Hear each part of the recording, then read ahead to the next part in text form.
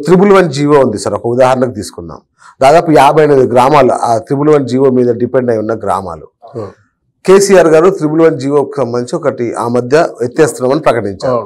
కానీ 4 నెలలు అయింది కొత్త ప్రభుత్వం వచ్చి, ఇంతవరకు దానికి సంబంధించి ఎలాంటి క్లారిటీ ఇవ్వకపోసరికి అక్కడ కేసీఆర్ ప్రకటించగానే దాదాపు 50 నుంచి 100% రేట్లు పెరిగినాయి. అవును. ఇప్పుడు ఆ పాత రేట్లకు అమ్ముదామన్నా ఎవరు కొనట్లా. అవును. ఇప్పుడు దాని పరిస్థితి ఏంటి అసలు? అంటే మళ్ళీ అది దాన్ని మళ్ళీ సవరించాలండి. ఒకటి ప్రధానమైన విషయం. రెండోది రియల్ ఎస్టేట్ లో ఉన్నది కనిపించని కొన్ని విషయాలు చెప్తాను. వీళ్ళకి విపరీతమైన ఖర్చులు ఉంటాయండి. షో ఈస్ట్గా ఆఫీస్ ఉండాలి, అందులో అందరూ కార్లు వేసుకొని తిరగాలి, కోట్లు వేసుకోవాలి. వాళ్ళకి ఎవరికైనా పెళ్లికి అయినట్టయితే హనీమూన్ పంపించాలి. ఇన్సెంటివ్స్ ఎక్కువ. ఒకడున్నారనుకోండి ఫ్లాట్ కానీ అమ్మినట్టయితే వీళ్ళు పెద్ద మిగలదండి. అమ్మిన వాడికి మంచి లాభం. వాడు ఇంచుమించు 25% తీసుకుంటాడు. 10 to 25%. నేను శ్రీమిత్రలో పనిచేశాను. 10 to 25. వాళ్ళు పెళ్లి అయితే హనీమూన్ సూటు, ఫ్యామిలీ ఒక టూరు, అంటే విపరీతం ఖర్చులు అయిపోతాయి ఏజెంట్లకి. ప్రమోషన్స్ కూడా ఎలా ఉంటాయి చేసినండి, మనకి ఎప్పుడో 2 సంవత్సరాలకో 3 సంవత్సరాలకో ప్రమోషన్స్. వీళ్ళలా కాదు, 4 ఫ్లాట్లు అమ్మినట్టయితే ప్రమోషన్, ఇంకో 2 ఫ్లాట్లు అమ్మినట్టయితే జనరల్ మేనేజర్, ఇలాగా అంటే ప్రమోషన్స్ మాట. నేను డైరెక్టర్ అయిపోయాను అప్పుడు ఆ రోజుల్లో. ఫ్లాట్లు అమ్మి అంటే వార్తలో పనిచేసేవాడిని, పిలిస్తే పనికేవారు, అది సాధ్యమైంది కాదు. అంటే వీరికి ఏదో ఆదాయం వస్తున్నట్టు కనిపిస్తుంది కానీ ఆదాయం రాదు, మెయింటెనెన్స్ కష్టంగా ఉంటుందండి. అదొక ప్రాబ్లం. మీరు చెప్పినట్టుగా విదేశీ అంటే మనకి ఉన్నటువంటి, ఇందాకే మాట్లాడాను అమెరికా వాళ్ళతో, కొంచెం అక్కడ ఉన్నటువంటి అంతకుముందు ఉన్న జోష్ తగ్గింది. వాళ్ళు తగ్గించుకుంటున్నారు. కొంతకాలంలో కొంతమందిని పంపించేస్తారు, ఓన్లీ ఎక్స్పెక్టేజ్ని మాత్రమే ఉంచుకుంటారు, కాకుండా బెచ్చిమే పెడతారు అన్నమాట. అంతే, బెచ్చిమే పెడతారు, పంపించేస్తారు. కొత్త ఉద్యోగాలు కూడా అక్కడ ఆగిపోయిందంట. కొత్త ఉద్యోగాల సృష్టి కూడా ఆగిపోయినాయి. ఉన్న వారిలో అంటే ముందుకు రావట్లేదు. ఎన్ఆర్ఐస్ ఇన్వెస్ట్ చేయడం కోసం కొంచెం వాళ్ళు కూడా తడబడుతూ ఉన్నారు. అక్కడ ఒక స్టెబిలిటీ అనేది ఉంటే వాళ్ళు కొంచెం ముందుకు వచ్చే అవకాశం ఉంటుంది. వాళ్ళే కొంచెం అనిశ్చితలు ఉండడం వల్ల అసలు మనం ఇండియాలో ఇన్వెస్ట్ చేయాలా వద్దా, ఒకవేళ చేస్తే మళ్ళీ రేపు పొద్దున మళ్ళీ ప్రాబ్లం ఏమన్నా అవుద్దేమో అనే అనుమానం. దానివల్ల కొంత స్తంభత అనేది జరిగింది. కానీ తెలంగాణలో ఆ పరిస్థితి ఎక్కువ కాలం అయితే ఉండదు, ఖచ్చితంగా పుంజుకుంటుందని అన్నాను.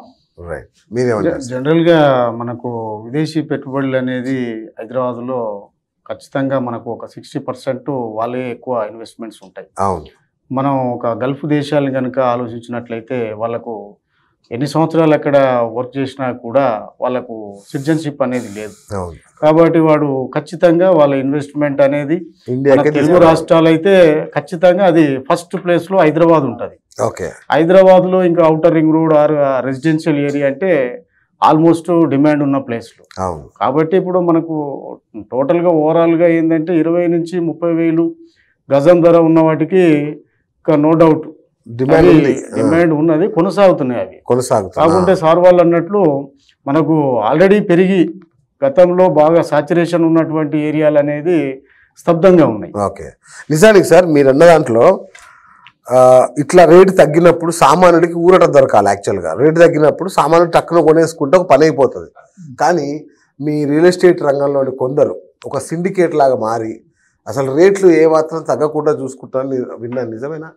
అది ఏమాత్రం వాస్తవం కాదు సార్. ఎందుకంటే అది సాధ్యపడదండి, అది సాధ్యపడదు. ఎగ్జాక్ట్లీ ఇది పాయింట్. యాక్చువల్గా పెరిగిపోయింది, ఏం తగ్గడానికి ఉండదు, తగ్గించే అవకాశం లేదు. కొంతకాలం స్తంభత ఉంటుంది కానీ తగ్గించే అవకాశం ఉండదు. అప్పుడు మిడిల్ క్లాస్ వాళ్ళు ఏంది ఇలాంటి పరిస్థితుల్లో ఇంత ఇన్వెస్ట్మెంట్ చేసే స్థితిలో వాళ్ళు లేరు. వాళ్ళు సేఫ్ గా సెక్యూర్డ్ కోసం చూస్తారు. ముందు ల్యాండ్స్ కొందామా ఇల్లు కొందామా అనే పరిస్థితి తర్వాత ముందు మనం సెక్యూర్డ్ ఉండాలి. ముందు చేతులు ఉన్న డబ్బులన్నీ మనం ఇన్వెస్ట్ చేసినాం అనుకో, రేపు పొద్దున ఏదైనా పరిస్థితి ఉద్యోగాలు ఉంటాయో ఉడతాయో అని తెలియని పరిస్థితి. సాఫ్ట్వేర్ కూడా ఇప్పుడు చాలా మటుకు విదేశాలలో సాఫ్ట్వేర్ ఎంతో మంది జాబ్స్ పోతున్నాయి సార్. వాళ్ళందరూ మళ్ళీ రిటర్న్ వస్తున్నారు. ఇక్కడ ఉన్న వాళ్ళు కూడా ఎప్పుడు అప్డేట్స్ అవుతున్నారు.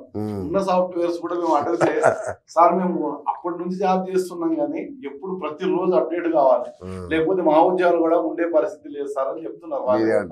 ఒక చిన్న అండర్స్టాండింగ్ అండి, రియల్ ఎస్టేట్ లో సిండికేట్ గా ఉన్న ఎవరి అమ్మకం వారిది, అది కాదని ఒకటి. తర్వాత ఫ్లాట్లు, ఇప్పుడు 10 ఫ్లాట్లు నేను బుక్ చేశానండి, నాకు ఫ్లాట్ ఇస్తారు అప్పుడు.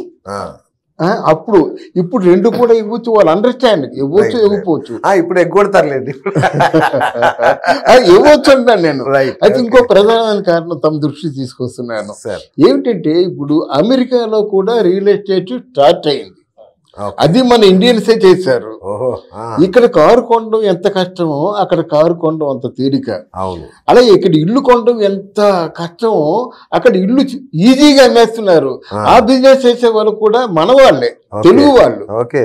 బ్రహ్మాండమైన లాభాలు, వాళ్ళకి ఏం కాదు కదండి. ఇల్లు ఎంతెంత వస్తుంది ఒక్కొక్కరికి సంపాదిస్తున్నారు అనమాట. అందుకేం చేస్తున్నారు వాళ్ళు, ఎక్కడికో ఇండియా పోయి ఎవరు దాతాదాయం ఎవరు ఉండరు, మనకి ఎవరు రక్షణ ఉండదు, ఉంటుందో ఊడిపోతుందో అనేటువంటి కొంచెం ఒక భయం మొదలైంది. అందువల్ల అక్కడే వాళ్ళు అది మొదలు పెట్టడం కూడా ఒక కారణం. Right sir. దాదాపు అంటే నాకున్న అంటే నేను చేసిన సర్వేలో మన హైదరాబాద్ చుట్టుపక్కల దాదాపు 1,00,000 అపార్ట్మెంట్లు ఖాళీగా ఉన్నాయన్నమాట విన్నాను. ఇది చాలా ఎక్కువగా ఉన్నది.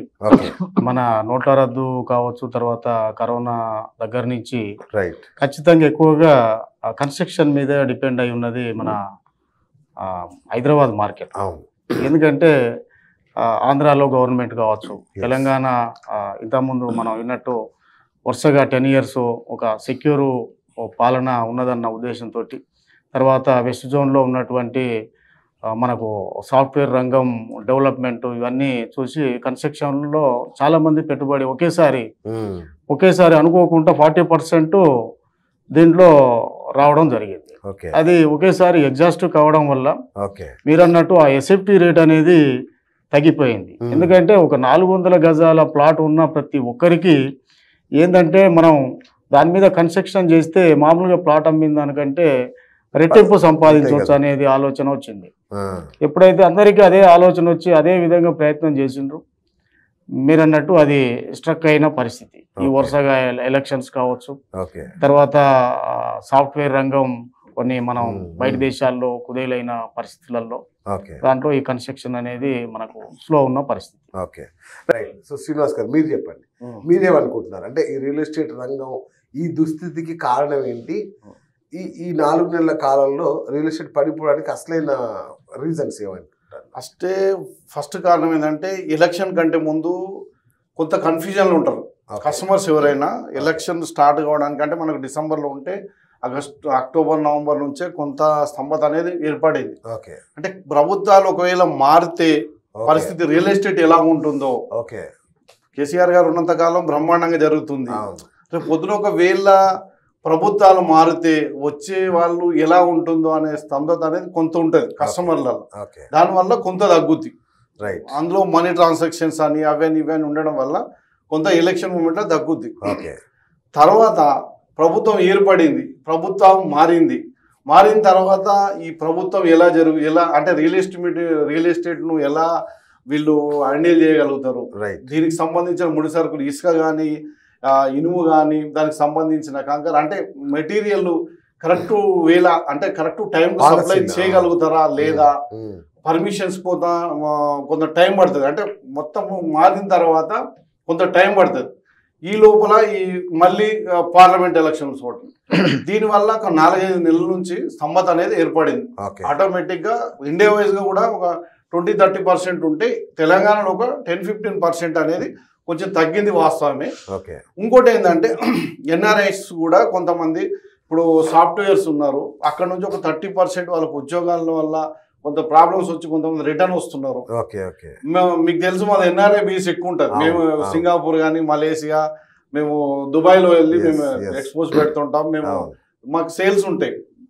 వాళ్ళు కూడా ఇప్పుడు ఇండియాలో ఉన్న పరిస్థితులు, ఈ రాజకీయ అనిశ్చితి వల్ల అసలు పెట్టానా వద్దా అనే దాంట్లో కొంత వాళ్ళు కొంచెం ఆగి ఉన్నారు, వెనుక ముందు ఉన్నారు వాళ్ళు.